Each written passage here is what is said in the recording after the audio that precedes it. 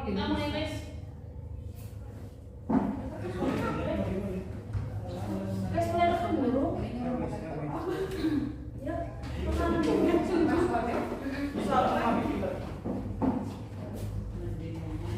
Masuk apa? Nah, nampas dari kelas. Saya merasa ini bawa ke sini nih. Ya, materinya kalau sama ya.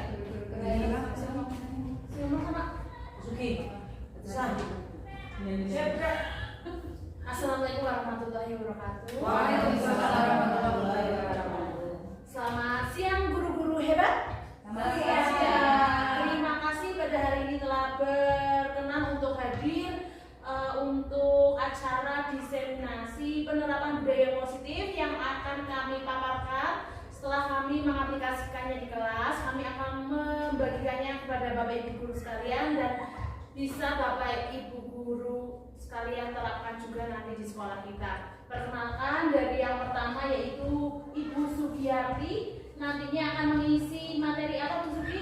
Disiplin positif dan Disiplin positif, kemudian Bu Sonre 5 kebutuhan dasar manusia. yang ketiga Pak Reski Bayu, yang keempat yaitu saya 5 posisi kontrol guru, yang terakhir Bu Eka Nirianti tentang resiliensi. ya itulah yang akan kami paparkan dalam waktu 1 jam ke depan. Maka kita bisa mulai saja, dimulai dari Ibu Sugiyarti. Kepada para teman CGB silakan kembali ke tempat.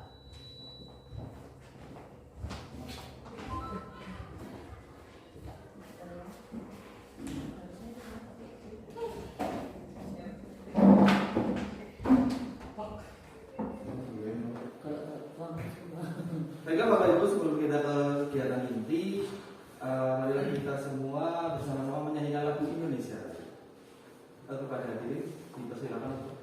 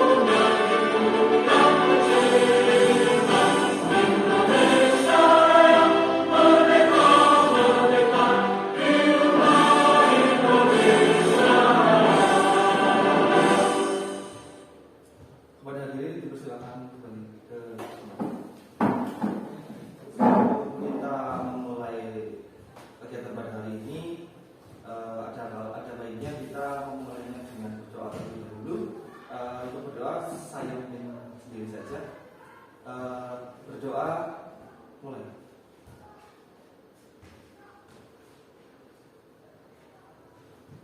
Selesai.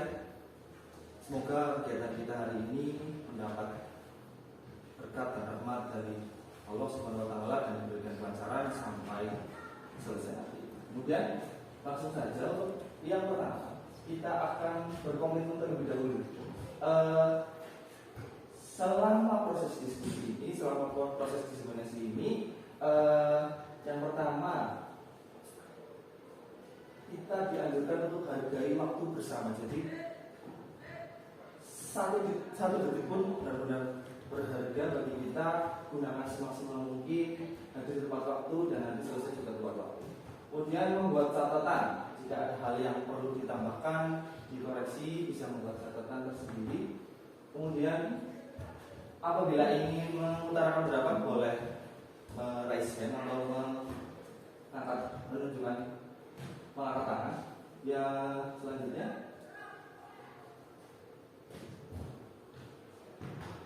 mari kita bersama-sama tenangkan pikiran, lupakan masalah yang sedang dihadapi. Kita fokus untuk berada di sini. Saya mohon waktunya, saya meminta waktunya untuk kita fokus untuk pada kegiatan hari ini. Oke, langsung saja. Yang pertama, saya akan menyampaikan tentang modul 1.4 tentang budaya positif. Budaya positif, poin yang pertama,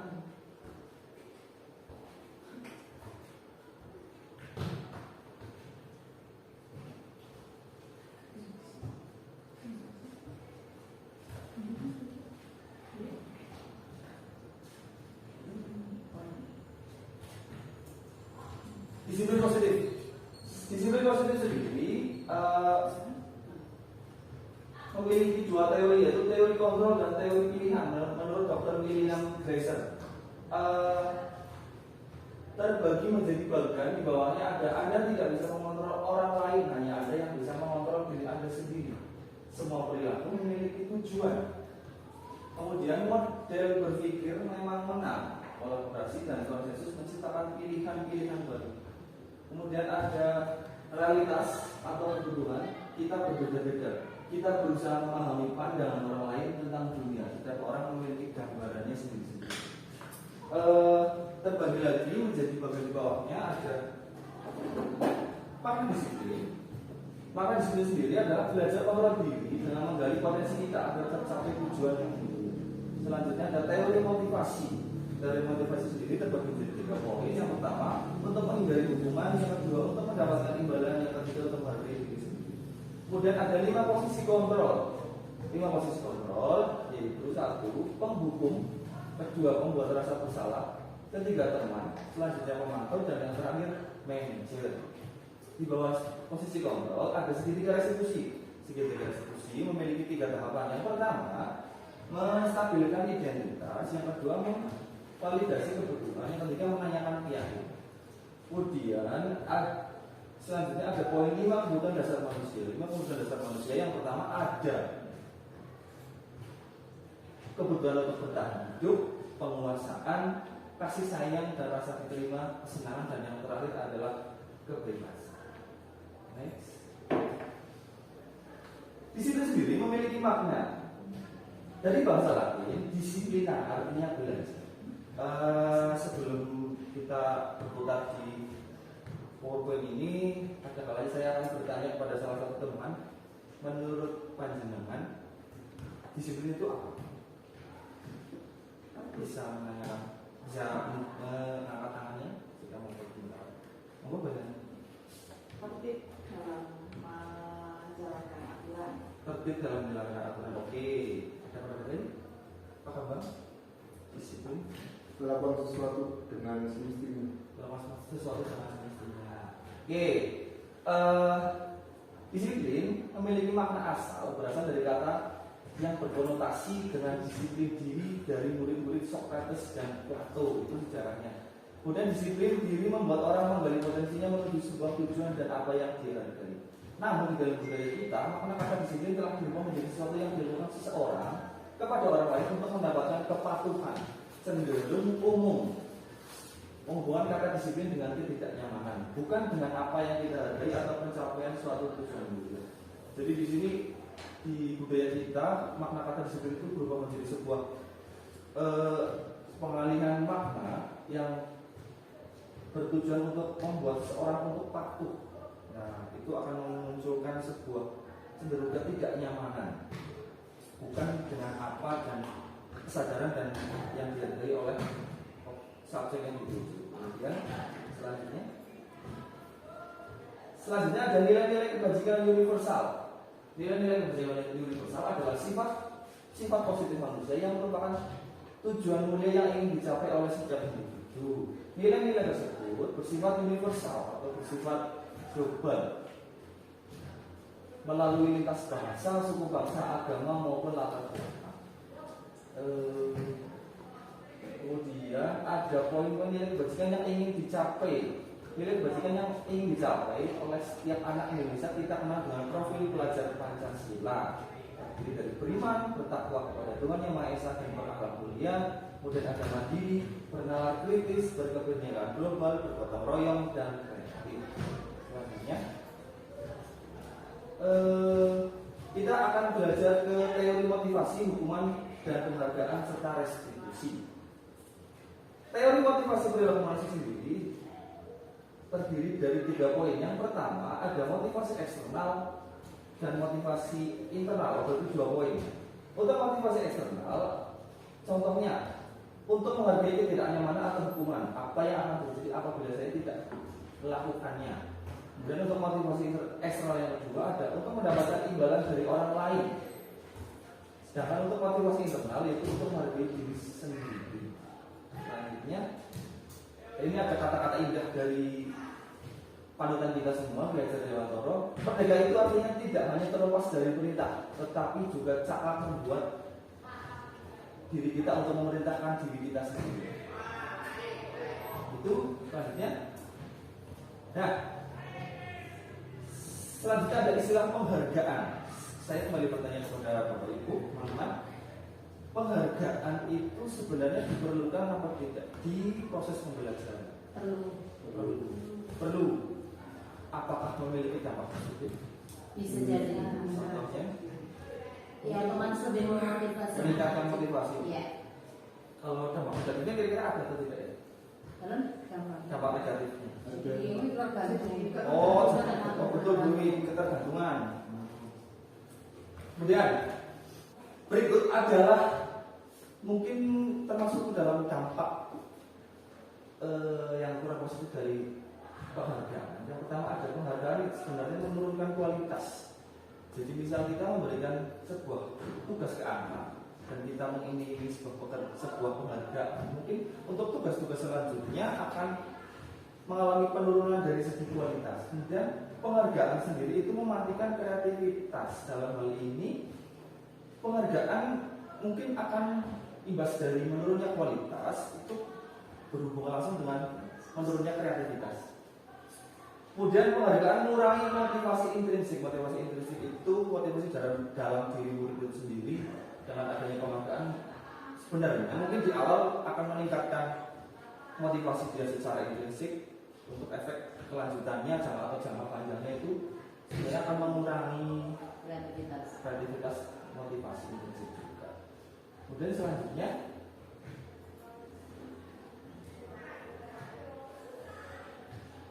berikut adalah bentuk program kebajikan atau apresiasi. Jadi penghargaan itu bisa kita gantikan dengan apresiasi. Apresiasi itu sebenarnya berarti pengakuan. Dalam melakukan pengakuan di dalam kelas atau di sekolah, kita perlu memperhatikan beberapa hal, yaitu beri dukungan secara khusus, baik secara khusus ataupun pribadi. Kemudian beri pengakuan kepada semua murid bergantian. Jadi kita mengutamakan keadilan. Kemudian beri pengakuan secara konsisten dan fokus kepada proses bukan kepada hasil. Selanjutnya, contoh pengakuan atau apresiasi. Sebelum kita membahas poin-poin yang sudah ada di depan, saya ingin bertanya, sebelum kita berkumpul hari ini untuk melakukan diskusi, apakah Bapak Ibu pernah melakukan sebuah apresiasi kepada murid-murid di kelas? Jadi saya contoh. Coba Sugi. Ya, saya pernah memberikan apresiasi pada anak bagi anak yang bisa melakukan yang saya minta, artinya menyelesaikan tugasnya dengan baik atau cepat. Saya memberikan uang 5.000. Memberikan uang 5.000. Ya. Oke. Di sini ada beberapa kalimat sebagai pemandu kita untuk melakukan apresiasi kepada murid kita di kelas. Untuk pembukaan ada kemarin saya Kemudian nilai kebajikannya, rasa empati itu besar sekali situasinya pada saat menolong murid baru di kelas kita. Jadi mungkin kalau dibanding jadi nah kemarin Bapak perhatikan kamu menunjukkan rasa empati yang begitu besar ketika ada anak baru, kamu itu membuka diri untuk meng-welcome si anak tersebut untuk berkenalan, untuk berinteraksi. Jadi anak baru itu tidak cenderung ke minder. Mungkin itu ketika digandeng kali-kali jadi seperti itu. Kan ini kan hanya panduan, jadi kita situasional tergantung keadaan yang kita alami di lapangan dengan murid kita. Kemudian yang kedua ada, saya menghargai kepedulianmu pada saat kamu membantu teman-temanmu di tugas kelompok. Kemudian selanjutnya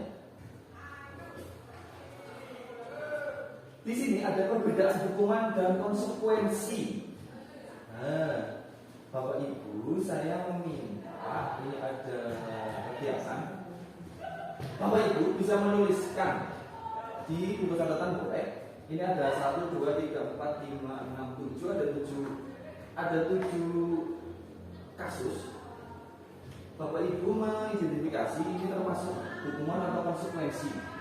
Hukuman bisa dituliskan dengan kode H, konsekuensi bisa dituliskan dengan kode K. Dari kasus yang pertama, monggo saya beri waktu 1 menit.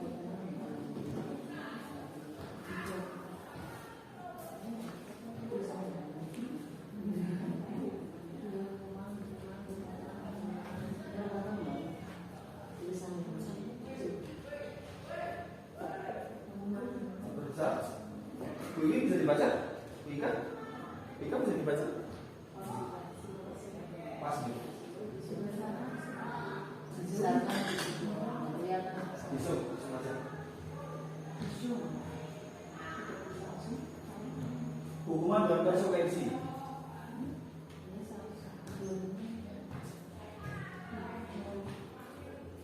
Ada yang biasa aja gitu. Yang plus minus itu. Yang pertama, saya membantu untuk membacakan. Mencatat 100 kali di dalam buku kalimat. Saya tidak akan terlambat lagi karena Hukuman. terlambat ke sekolah, termasuk ke Hukuman. hukuman. Oke, Bu Hesti, hukuman. Oke. Kemudian untuk yang kedua ada lari mengelilingi lapangan basket 2 kali karena terlambat ke sekolah. Hukuman. Hukuman. Oke. Murid diminta untuk push up 15 kali karena tidak menggunakan masker. Hukuman. Oke. Menggantikan kertas tugas teman yang telah dicoret-coret. Itu konsekuensi yang harus dilakukan. Oh ya, berarti menumbuhkan nilai tambah dari murid. Kemudian kasus selanjutnya adalah membersihkan tumpahan air di meja tulis karena tersenggol. Konsekuensi, ngomong konsekuensi? Oke. Selanjutnya ada murid disuruh untuk mengenakan sepatu sehari. Murid disuruh untuk mengenakan sepatu sehari di sekolah karena tidak mengenakan sepatu hitam. Oh mungkin murid disuruh untuk melepas sepatu karena tidak mengenakan sepatu hitam. Ya, itu hukuman. Hukuman gitu. Ya. Oke, kemudian terakhir ada lari mengelilingi lapangan basket 2 kali karena terlambat 10 menit untuk melakukan pelajaran PJOK. Konsekuensi ini lari melihat lapangan basket 2 kali karena terlambat 10 menit. Kemarin saya Mungkin ada konsekuensi ya, mungkin ada kesepakatan ya. konsekuensi karena kebetulan di pelajaran PJOK dan PJOK itu kan membutuhkan Kesepakatannya seperti itu. setting yang tinggi, jadi mungkin itu bisa menjadi sebagai pemanasan sebelum ke kegiatan pelajaran orang yang tinggi. Konsekuensi nih, sama mbak konsekuensi? Selanjutnya? Ya ini jawabannya.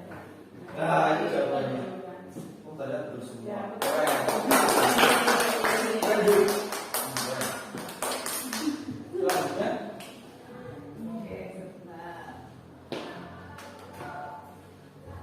Nah, di sini ada perbedaan hukuman dan konsekuensi.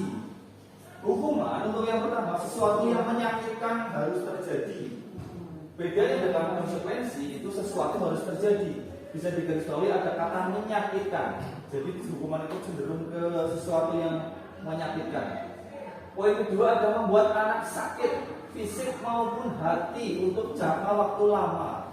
Jadi yang namanya hukuman tidak hanya di fisik, bisa melalui verbal yang masuk ke hati dan menimbulkan suatu cenderung kedendam. Nah, untuk konsekuensi membuat anak merasa tidak nyaman dalam jangka waktu pendek.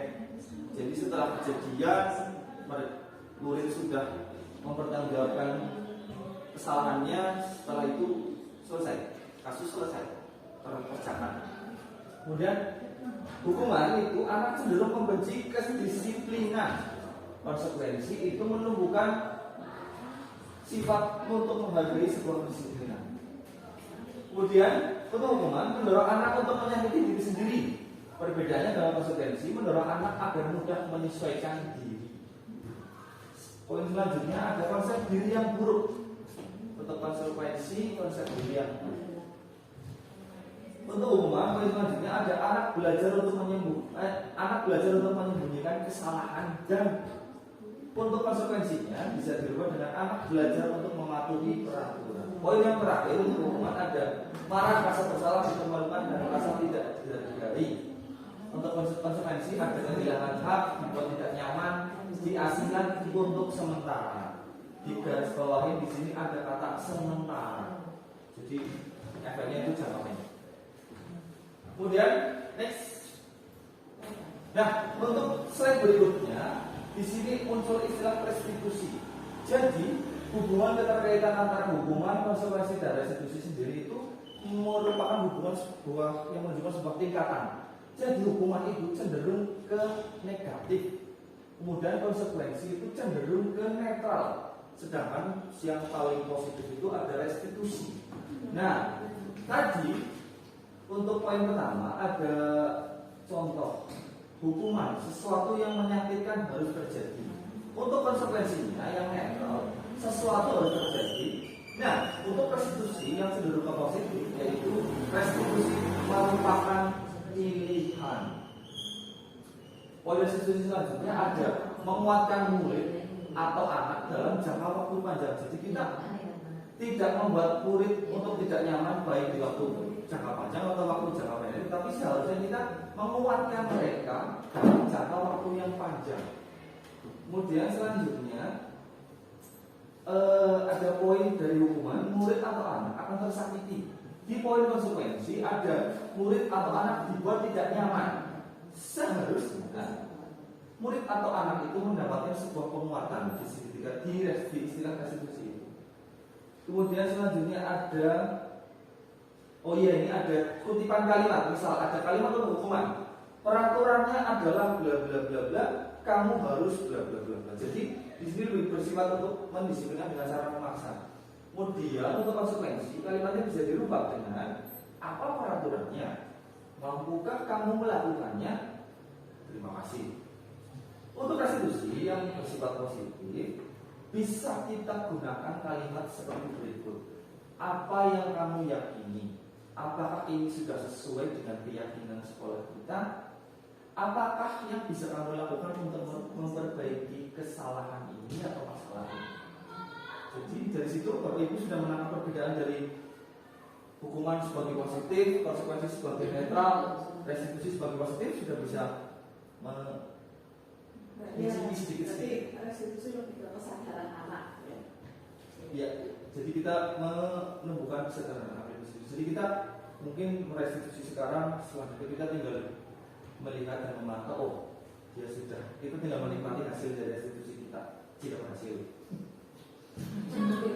Balik lagi ke usaha dari diri kita sendiri. Selanjutnya next. Nah, di sini ini adalah pengertian restitusi. Bu Esti, Bu Wiwi, tadi kita kan masih menggeram-geram restitusi itu apa di sini.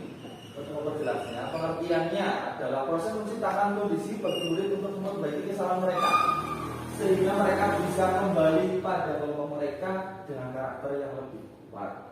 Restitusi juga merupakan proses kolaboratif yang mengajarkan murid untuk mencari solusi untuk masalah mereka sendiri. Jadi posisi kita hanya untuk menguatkan, memancing mereka untuk mengeluarkan sebuah solusi yang berasal dari diri mereka sendiri. Dan membantu murid berpikir tentang orang seperti apa yang mereka ingin menjadi atau tujuan kuliah dan bagaimana mereka harus memperlakukan orang lain menurut dosen tahun 2024. Jadi itu tentang pengertian restitusi. Selanjutnya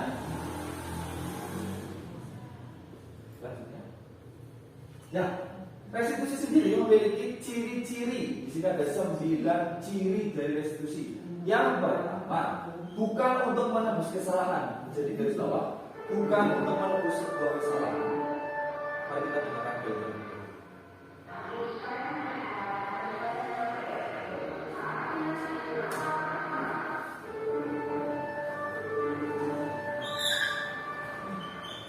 Sebagai intermezzo, belum selesai.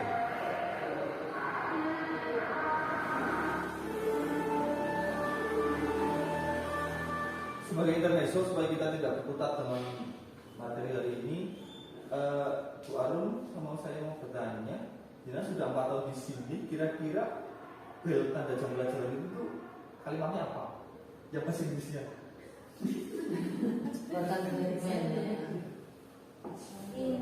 It's time to have break. It's time to have the first break. Oh iya. Jadi Bu Arun di sini tuh tiap hari mendengarkan dari peningkatan kompetensi diri di bidang bahasa Inggris ya. Oh iya. Tadi kembali ke restitusi. Yang pertama, garis bawah menjadi garis bawah, bukan untuk menebus kesalahan, namun untuk belajar dari kesalahan. Menebus kesalahan dan belajar dari kesalahan menurut saya di sini sudah sangat berbeda. Kemudian untuk memperbaiki hubungan. Yang ketiga, merupakan sebuah tawaran bukan paksaan. Yang keempat, restitusi menuntut untuk melihat ke dalam diri. Berarti menumbuhkan motivasi dari diri murid itu sendiri. Kemudian yang kelima, restitusi mencari kebutuhan dasar yang mendasari tindakan. Jadi setiap tindakan itu sebenarnya memiliki sebuah alasan. Dia tidak berangkat, berarti dia memiliki sebuah alasan. Seorang murid tidak melaksanakan tugasnya, pasti dia memiliki alasan yang masuk akal juga ada, alasan yang belum masuk akal juga ada. Mungkin di sini posisi kita untuk mencari atau merubah alasan yang belum masuk akal menjadi masuk akal. Kemudian restitusi diri adalah cara yang paling baik. Dan restitusi berfokus pada karakter bukan tindakan. Selanjutnya ada restitusi fokus pada solusi. Solusi yang dicari bersama menggunakan kerja kolaboratif dengan murid.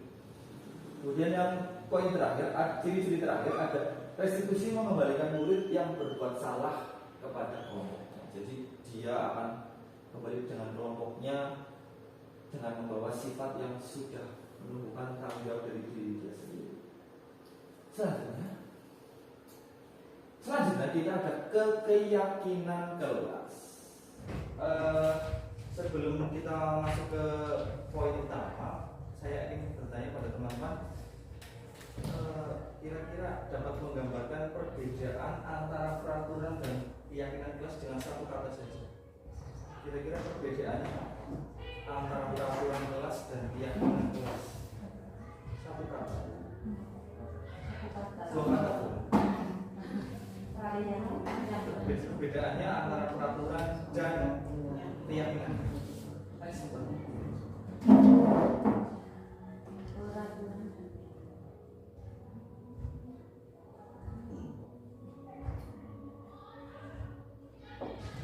Dijawab sekarang. Boleh Bu? Ya, perbedaan keyakinan dan peraturan. Pak. Lebih dari 2 kata juga Bapak Bu.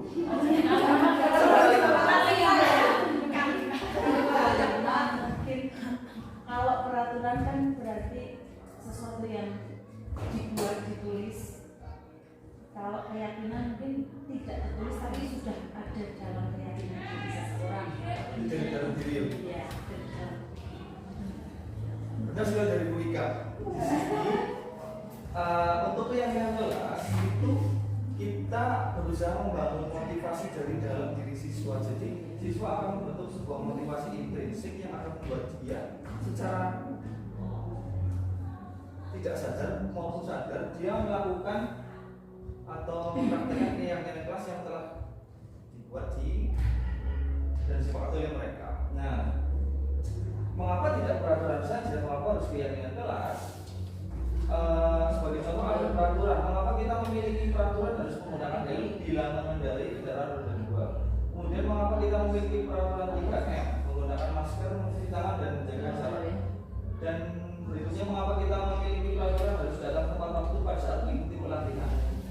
Nah, menurut saya untuk perbedaan paling mencoloknya itu, saya menerapkan di kelas saya sebuah keyakinan kelas, dan satu poin utama yang menurut saya paling penting dari keyakinan kelas adalah kita menggunakan kalimat positif. Contohnya misal di situ ada peraturan dilarang terlambat. Untuk yang ketiga, dilarang terlambat. Bisa kita ganti menggunakan kalimat positif menjadi datang tepat waktu boleh. Dilarang terlambat, merubahnya menjadi kalimat positif. Cenderung ke kalimat negatif.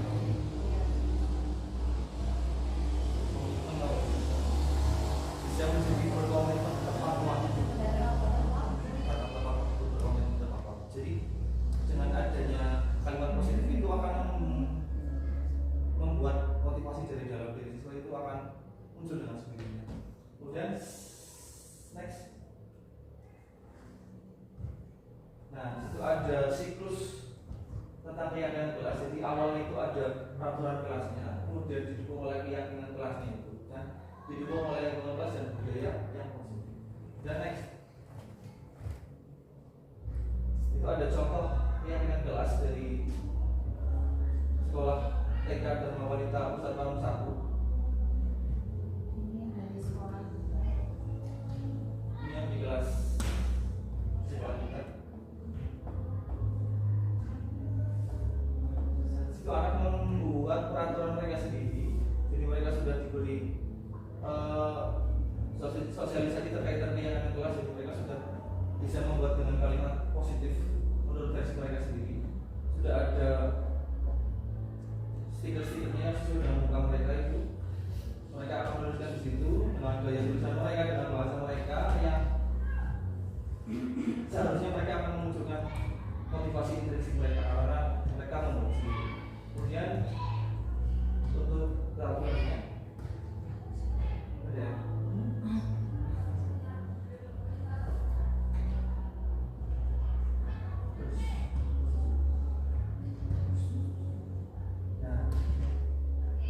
situ ada 1, 2, 3, 4, 5, 6, 7, 8. Mungkin kita hanya ke 3 poin saja. Yang di sebelah kiri itu cenderung ke peraturan kelas dan masih memakai kalimat belum positif. Selalu kembalikan buku ke tempatnya. Nah, mari kita memaknai atau kita berposisi menjadi murid. Kira-kira untuk keyakinan kelas yang menggunakan kalimat positif itu akan berganti menjadi seperti apa dari 6 poin 1, 2, dan 3 saja. Karena semua 3 saja. Pilih 3 saja. 3 saja. Itu yang pertama. Mungkin bisa. Oh iya, oke.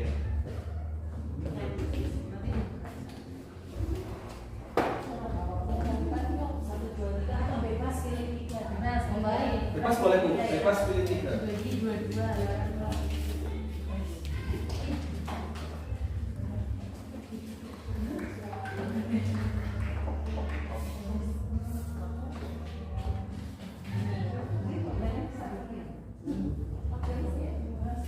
Mungkin bisa diberi keterangannya poin berapa itu biar nanti langsung tertuju. Misal dulu nomor 2 itu dikasih angka 2.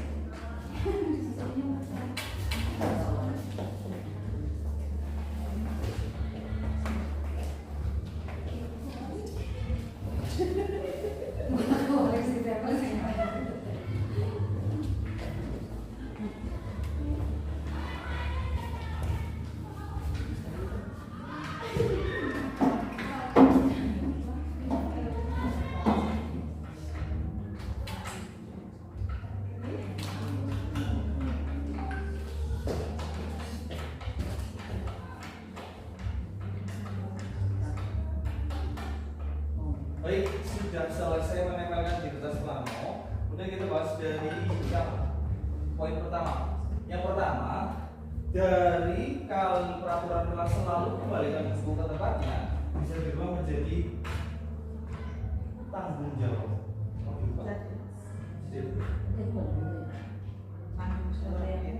Selalu disediakan buku ke tempatnya. Ya, setuju. Setuju nggak, Ibu? Setuju. Untuk poin kedua, dilarang mengganggu orang lain. Menjadi saling menghargai dan menyayangi sesama teman. Setuju. Kemudian hadir di sekolah 15 menit sebelum pembelajaran. Jadi keyakinan kelas, komitmen tepat waktu. Setuju.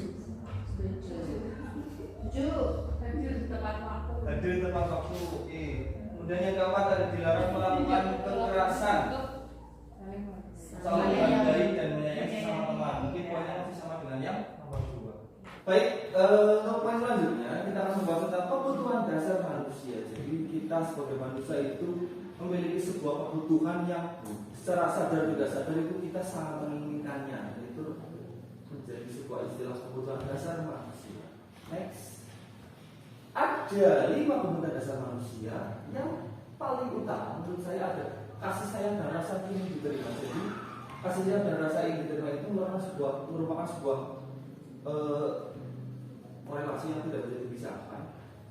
Jika hanya mendapat kasih sayang tetapi tidak mendapat rasa ingin diterima, menurut saya itu masih kurang sedikit. Untuk dari saya sendiri, saya sangat setuju dengan kebutuhan yang pertama ini.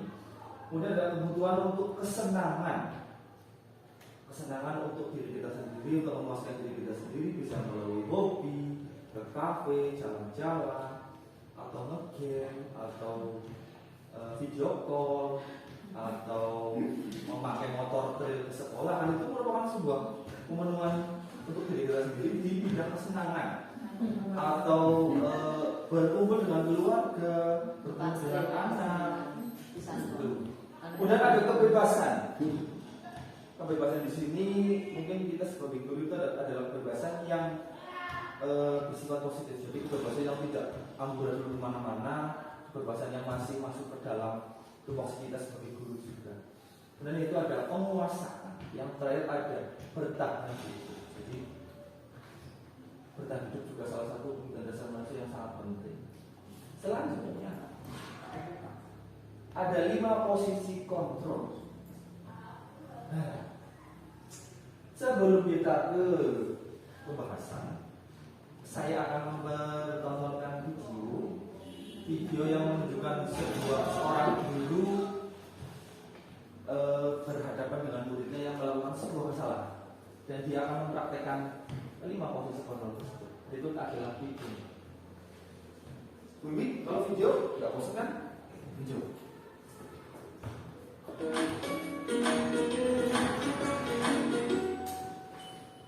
Salam bahagia Ibu dan Bapak guru hebat. Dalam penerapan disiplin positif restitusi, salah satu program yang dikembangkan adalah 5 posisi kontrol. 5 posisi kontrol dalam restitusi adalah proses perjalanan seorang pendidik agar dapat mengenali dirinya. Pada video kali ini, kita akan membahas tentang 5 posisi kontrol yang dikembangkan oleh Diane Gosson dan contoh penerapannya.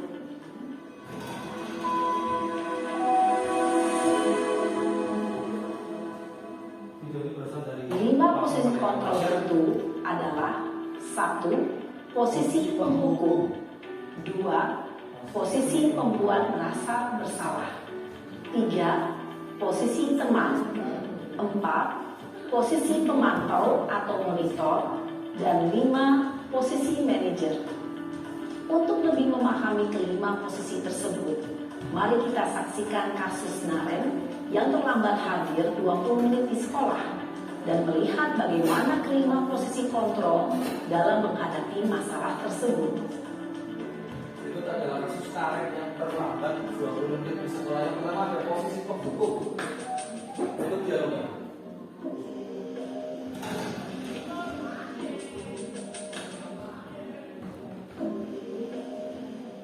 Naren! Sini!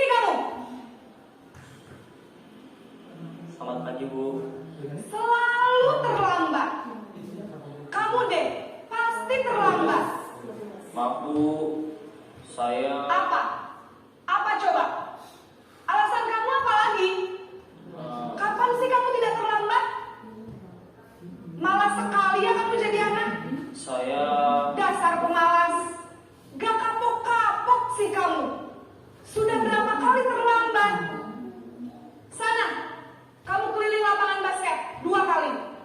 kenapa saya harus keliling lapangan basket Bu? Kenapa? Kamu melawan ibu? Berani-beraninya jawab. Sudah terlambat, masih berani jawab pula. Sekarang, keliling lapangan basket 5 kali sekalian. Biar kapok. Cepat. Pergi sana ke lapangan basket.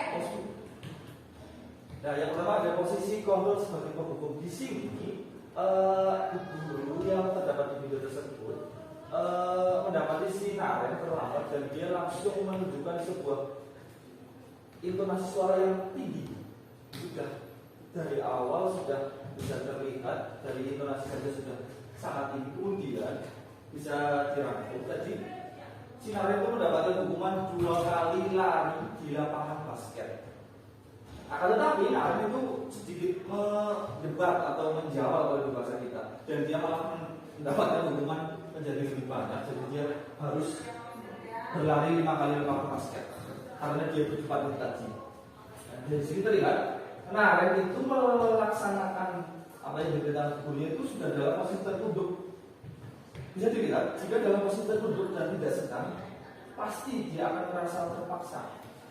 Dengan posisi sebagai penghukum cenderung akan membuat murid untuk terpaksa memenuhi tuntutan dari bapak.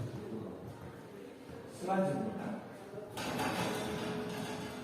Posisi penghukum biasanya berbicara dengan nada tinggi, menghardik, menunjuk-nunjuk, menyakiti, dan menyindir. Hukuman bisa berupa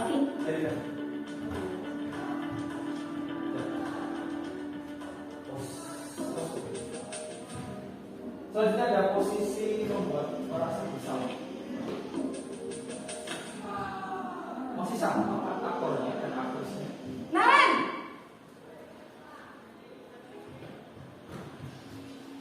Selamat pagi Bu. Naren. Kamu kenapa terlambat lagi, nak? Ya Tuhan, Naren. Kamu senang ya bikin ibu susah ya? Kalau kamu terlambat lagi, nanti ibu yang ditegur bapak kepala sekolah, nak. Disangka ibu tidak bisa membina kamu. Duh, gimana ini? Maaf Bu, Duh, Gusti Naren. Kamu suka ya kalau ibu ditegur bapak kepala sekolah? Terus, sekarang ibu harus tulis apa ini di buku absen? Ini kamu sudah sering terlambat loh. Ibu harus apa coba? maaf Bu, maaf sekali. Ya sudah, lain kali jangan bikin ibu susah lagi ya nak ya. Ibu tidak akan kuat lagi kalau kamu begini terus. Bisa jantungan kalau ibu ditegur bapak kepala sekolah. Sana cepat ke kelas. Maaf ya Bu, maaf sekali. Nah, tadi ada posisi pembuatan bersalah. Jadi guru itu bolak-balik mengucapkan kata Naren jangan membuat ibu susah. Jadi dia bolak-balik mengucapkan kata susah. Dan terakhir ada jangan membuat ibu jantungan. Padahal mungkin saja kalau guru itu tidak memiliki jantungan karena kata-kata adalah sebuah doa, bisa saja itu nanti dia malah mendapatkan penyakit jantung.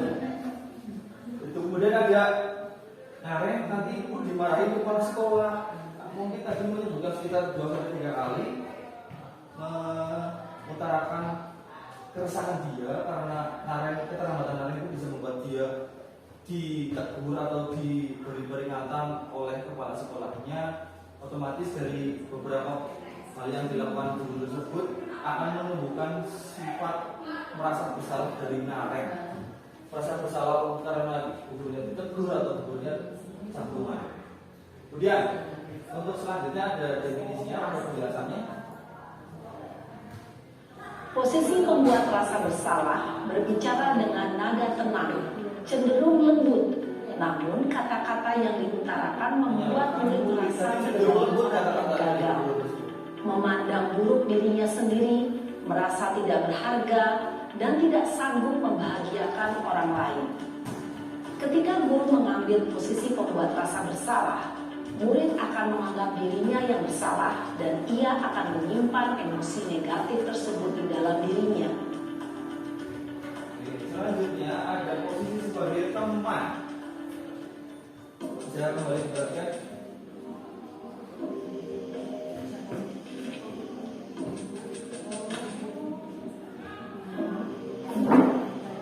Naren,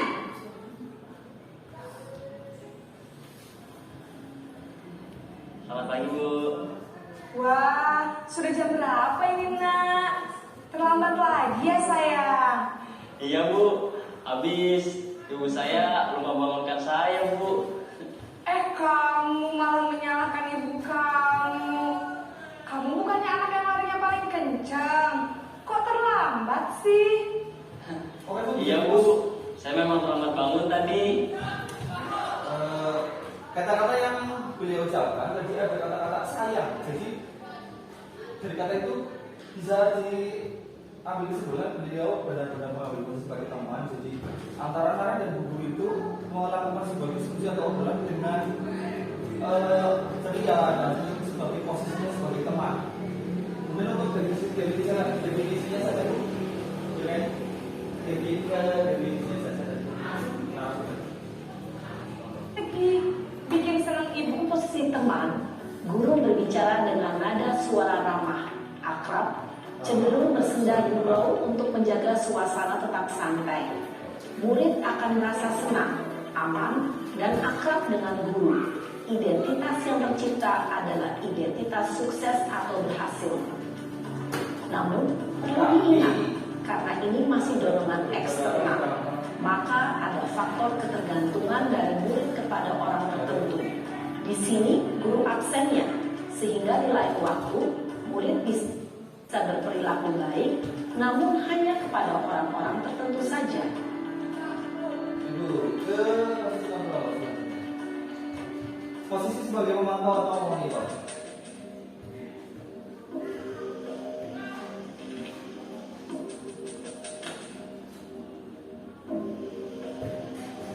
Naren,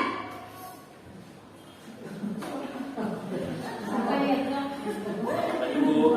Naren, apa peraturan sekolah kita tentang jam berapa kita harus masuk sekolah, Nak? Kita harus di sekolah jam 7, Bu. Iya betul, sekarang sudah jam 7.20. Naren sudah tahu konsekuensinya jika terlambat hadir. Paham, Bu. Saya harus tinggal kelas pas jam istirahat selama 20 menit. Iya benar. Nah, sebagai posisi apa tadi Bapak Ibu? Pemantau. Jadi sebagai posisi pemantau, guru-guru tersebut cenderung memancing Naren untuk membuat solusi untuk dirinya sendiri, untuk menyadari kesalahan diri dia sendiri. Jadi dia memancing untuk orang untuk bisa menjawab kira-kira solusi apa yang bisa Dari permasalahannya. Naren dari permasalahan tersebut. Oke, selanjutnya definisi boleh. Konsekuensi.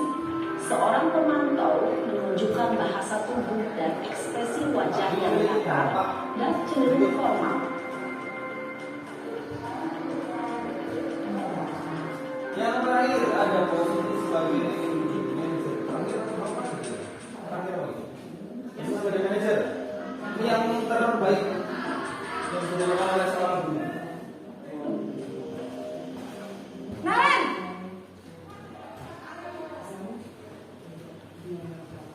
Selamat pagi, Bu. selamat pagi Naren. Maaf, Bu. Saya terlambat. Iya, sekolah masuknya jam 7, sekarang sudah jam 7.20. Jadi sekarang bagaimana ini Naren? Maaf, Bu. Saya lupa setel alarm saya semalam. Baiklah, menurut kamu, keyakinan sekolah yang mana yang perlu kamu tingkatkan? Menghargai diri sendiri dan orang lain mungkin, ya, Bu. Setuju. Jadi, apakah Naren meyakini prinsip saling menghormati tersebut? Iya, Bu. Saya meyakininya. apakah Naren bersedia memperbaiki masalah keterlambatan ini? Bersedia, Bu. Bagaimana kamu akan memperbaiki masalah keterlambatan ini? Saya akan coba untuk tidak lupa menyetel alarm saya, Bu. Baik, kalau Naren lupa menyetel alarm di rumah, Nah, sebagai posisi sebagai seorang manajer, guru tersebut yang dilakukan pertama adalah dia mengingatkan Naren tentang keyakinan sekolah yang telah disepakati bersama oleh semua di sekolah. Dia diingatkan dulu, oh iya, ada kesepakatan ini, ada keyakinan ini.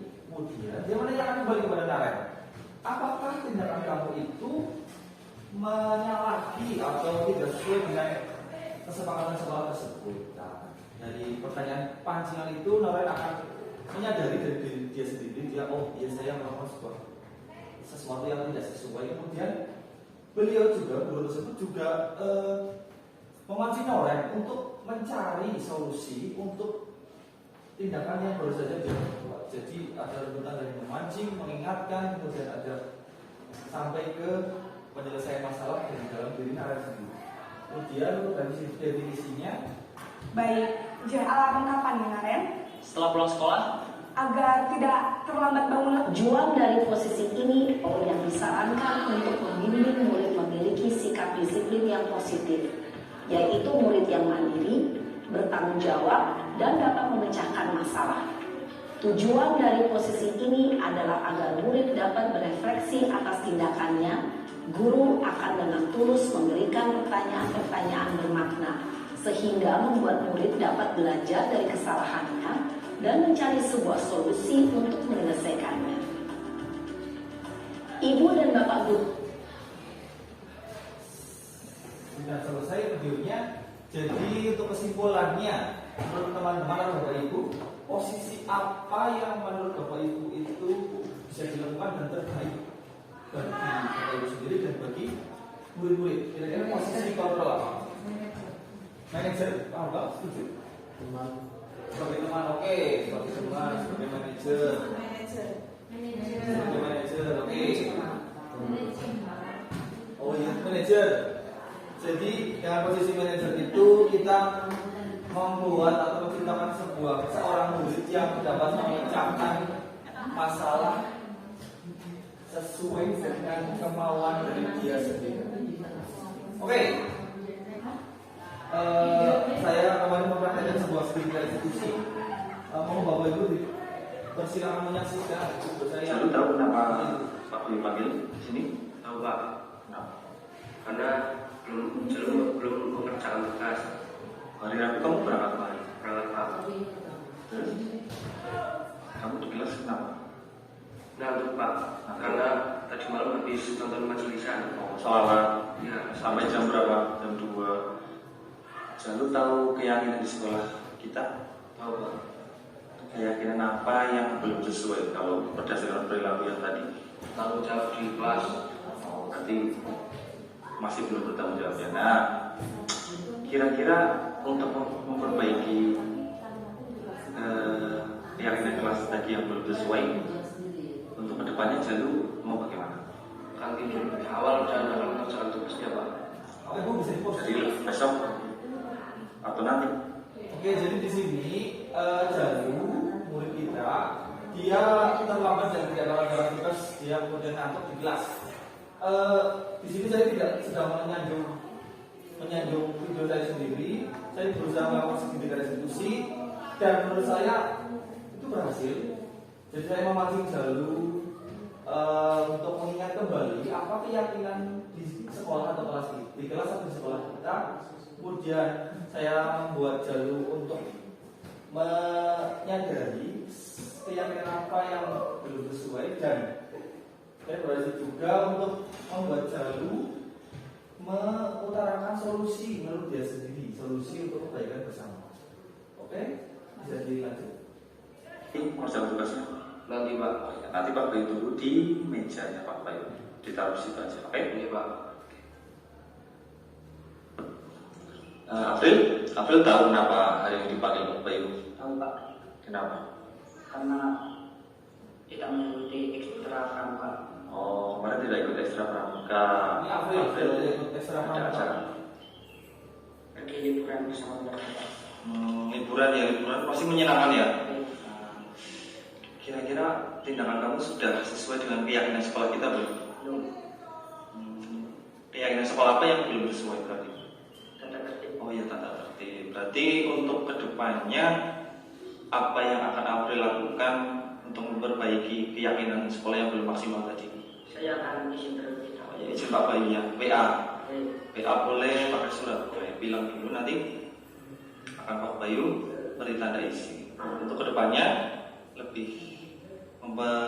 lebih menerapkan peraturan sekolah lagi ya. Ya. Dengan segitiga restitusi yang Ini testimoni yang jalur dari sampai jujur dalam mengungkapkan perasaan. Kan menggunakan segitiga restitusi yang Pak Bayu gunakan, saya lebih gampang mengungkapkan perasaan saya. Oke, boleh minta tepuk tangan untuk dan saya mencoba melakukan segitiga restitusi. Nah, sekarang kita akan ke materi segitiga restitusi. Oke, next. Boleh kan ya? Ya, segitiga restitusi itu memiliki 3 tahap, yaitu yang pertama ada menstabilkan identitas, yang kedua ada validasi kebutuhan, yang terakhir ada menanyakan keyakinan. Jadi kita pertama menstabilkan identitas terlebih dahulu, karena mungkin karena dia sudah melakukan sebuah tindakan yang belum sesuai, dia akan goyah, ketakutan akan kestabilan mentalnya atau identitasnya. Kemudian ada memvalidasi kebutuhan, yang terakhir ada menanyakan keyakinan. Contoh menstabilkan identitas ada kalimat sebagai berikut: setiap orang pasti pernah melakukan kesalahan, atau kamu bukan satu-satunya yang pernah melakukan ini. Kita sebagai manusia juga wajar melakukan kesalahan. Kemudian untuk validasi kebutuhan ada beberapa indikator pertanyaannya. Yang pertama ada, kamu tentu punya alasan mengapa melakukan hal itu. Jadi kita menanyakan dulu alasannya. Poin yang kedua ada, adakah cara yang lebih efektif untuk mendapatkan apa yang kamu butuhkan. Kemudian untuk yang terakhir ada menanyakan keyakinan. Indikator pertanyaannya ada, kira-kira apa saja yang perlu kita sepakati dan kamu ingin menjadi orang yang seperti apa sih? Next.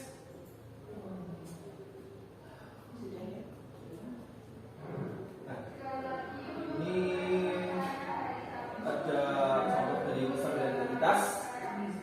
Ada beberapa tambahan dari yang tadi, dari segitiga diagram yang tadi. Ada Bapak Ibu juga pernah membuat kesalahan. Kita pasti bisa menyelesaikan masalah ini dan sebagainya. Next. Ada validasi kebutuhan, ada tambahan poin indikator pertanyaan ada. Kira-kira apa sih yang penting bagi kamu?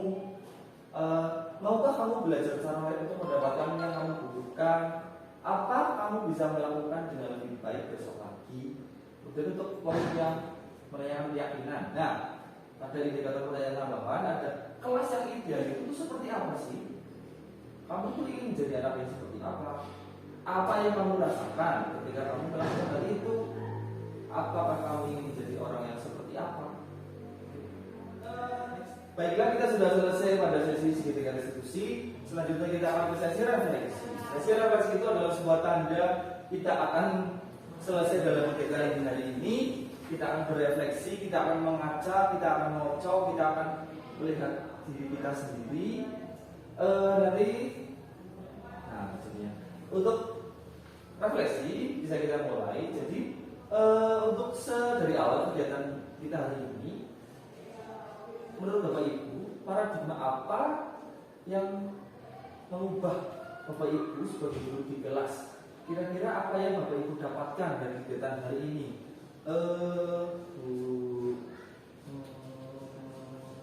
Bukan nih? Oke Bu. Baru yang mengubah paradigma saya setelah mengikuti kegiatan hari ini sebenarnya cukup banyak sekali ya. Salah satunya kaitannya dengan penghargaan. Tapi ya saya jadi tahu bahwa penghargaan itu tidak selalu berdampak yang positif, tetapi banyak hal ternyata dari penghargaan yang bisa membawa dampak kurang baik seperti mematikan kreativitas anak dan motivasi anak. Kemudian yang kedua, posisi kontrol. Posisi kontrol juga di sini saya belajar ternyata yang saya lakukan selama ini masih tidak tepat, mungkin masih tidak tepat. Ya, saya belum sepenuhnya berada di posisi yang diinginkan, yaitu posisi manajer. Harapannya nanti setelah ini pelan-pelan saya akan belajar ya, slow but sure, posisi yang sesuai sebagai kemudian yang lain seperti restitusi dan lain sebagainya mudah-mudahan dapat diterapkan di sekolah kita bersama teman-teman yang lain. Mantap, itu kan ini. Tepuk tangan untuk kalian. Nah, kemudian yang kedua kita menanyakan ke rasa. Jadi kan saya tidak tahu perasaan Bapak Ibu ke saya untuk kegiatan hari ini. Nah, saya akan menanyakan langsung biar saya tahu perasaan apa ya untuk selama kita mengikuti sesi ini, khususnya mengenai makna dari disiplin dan motivasi intrinsik, perasaannya terkait dengan disiplin dan motivasi. Saya merasa perasaan saya senang mendapat pengetahuan baru, sekaligus juga merasa tertampar bahwa selama ini kan saya banyak melakukan kesalahan sebagai guru. Misalkan di 5 posisi kontrol itu saya lebih sering sebagai penghukum begitu. Jadi saya senang mendapat ilmu ini Pak Bayu. Terima kasih. Ilmu itu kita bersama. Jadi saya hanya sebagai jembatan pengantar. Masternya ada di atas saya. Mungkin untuk sesi refleksi hanya itu. Dari awal kita berkegiatan kita membahas disiplin, motivasi, kemudian ketika restitusi, ada posisi kontrol. Saya harap apa yang kita lakukan hari ini melalui sesi kegiatan ini akan membuat kita, akan mendorong kita untuk melangkah minimal 1 cm lah. Yang namanya 1 cm saja itu merupakan sebuah gerakan untuk maju. Jadi kita berawal dari diri kita sendiri, bergerak 1 cm, kemudian 2 cm, nanti akan bertambah-tambah menjadi berkilometer menuju ke sebuah kepositifan dalam posisi kita sebagai guru di sekolah kita. Mungkin untuk sesi hari ini akan saya akhiri. Terima kasih. Mohon maaf apabila ada kesalahan di pengucapan saya, di apa yang saya sampaikan, baik di gerak-gerik saya saat melakukan diseminasi hari ini. Akhir kalam saya akhiri. Terima kasih untuk Bapak Ibu semua sudah hadir. Saya sangat berhutang budi. Terima kasih. Wassalamualaikum warahmatullahi wabarakatuh. Waalaikumsalam.